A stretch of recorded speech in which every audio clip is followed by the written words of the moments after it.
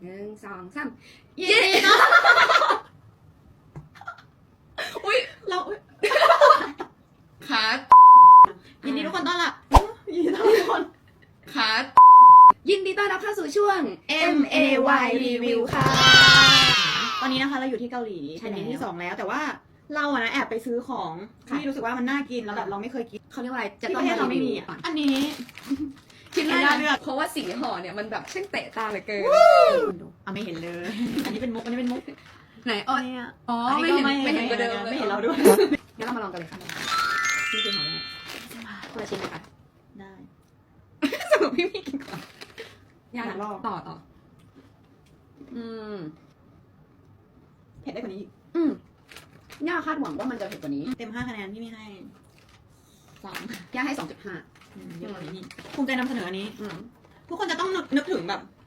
ขนมวัยเด็กอะที่มันจะเป็นแห้งแล้วก็เป็นรูปอะไรสักอย่างนึงอะแล้วกินอีกฝั่งหนึงเป็นสีชมพูอีกฝั่งหนึงเป็นช็อกโกแลตอะ ยุ่งน้อยพี่ต้องมาชูพี่มาชูพี่ต้องอุ้ย อุ้ย โอ้ยมันคือกับช็อกโกแลต 1 2 3 ย่าให้ 4.9 โห ให้เยอะอยู่ เพราะพี่ไม่เลือกพี่มี่ให้3.5 โอเค แล้วพี่มี่คิดว่า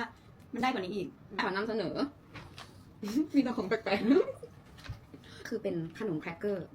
ที่ถ้ามองจากในนี้คิดว่าน่าจะ สตรอเบอรี่แน่นอนอะไรอย่างเงี้ย แต่สุดท้ายแล้วมันคือนี่ค่ะ ซอสมะเขือเทศ กินเหมือนเลยอะ เลย กินเหมือนเลยเหมือนอะไรเหมือนอะไรยังไม่เฉลยอีก เหมือนแจ็คเลยเหมือนแจ็คหรือเปล่า แจ็ค แจ็คใครคือแจ็คแจ็คคิวใส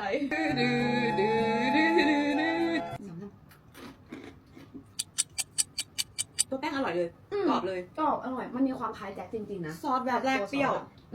หลัง หลังๆมาเริ่มหวานละแล้วบอก กินเล่นๆกินได้เลย กินเล่นๆอะไรเงี้ยเขาทำมาให้เด็กๆจริงๆนี่ก็คือ กินพอดี ใช่กินพอดี 3.5 พี่มีให้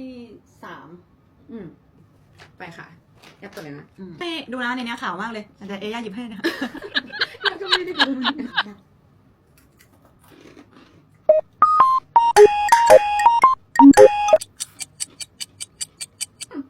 อันนี้ก็กินเพลินนะเอาจริง แต่พี่ก็กินต่อไปเรื่อยๆอาจจะ คอแห้ง คอแห้งจิ้มมะเขือเทศก่อนของจิ้มอันเมื่อกี้ กินเดี๋ยวก็โอเค แต่พอเพิ่มซอสเข้ามามันก็แบบ ชูขึ้นมาได้เลยใช่อันนี้เท่าไหร่ ไม่ได้อย่าง3อ่ะยังไม่เจออันที่ว้าวแบบต้องซื้อกลับไปฝากอะไรเงี้ย อ๋อจริงอันนี้ก็ให้3เหมือนกัน แต่ก็กินได้ The last one ใหญ่ที่สุดละกล่องกันเป็นชูโรสวันนี้ไปกินมาด้วยเป็นชูโรสที่เป็นโอริโออร่อยมาก จริง แล้วเขาจิ้มกับไวดิน Butter Sticks Cookie เอาชูโรสมาจากไหนเป็นชูโรสเราอาจจะ เรา เห็น คนที่ซื้ออะไรแล้ว เนี่ย ซื้ออะไรเราไม่อ่านเลย ด้วยความที่เราเห็น ตัวใหญ่มากคุกกี้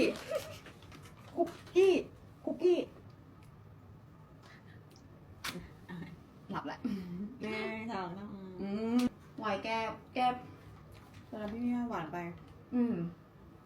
ใช่ที่ชอบสุดของย่าวันนี้ที่แบบ คิดว่ามันจะอร่อยสุดแล้วย่าให้นี่นะ ของพี่มี่ก็จะเป็น